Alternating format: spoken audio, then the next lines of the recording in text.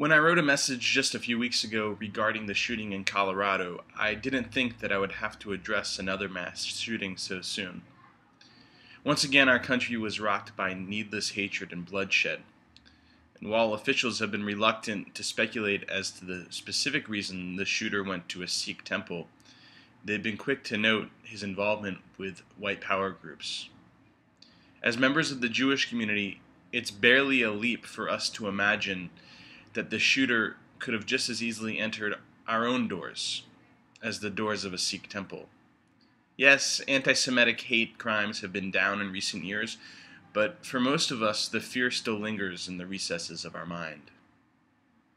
When such violence occurs in our country, it's an important reminder that the Jewish community is different, that our tradition emphasizes love, not hatred, compassion, not intolerance.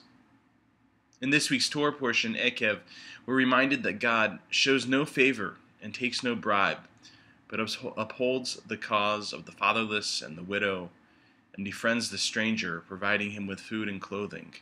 You too must befriend the stranger, for you were strangers in the land of Egypt. One would think that reading biblical statements like this would dull the message. Yet every time I read these lines throughout Torah, I become more passionate about Judaism. More than any other commandment, being kind to the stranger, the person who is different, is our guiding commandment. These lines of Torah is why there is no, and never will be, a Jewish power movement. Shabbat Shalom.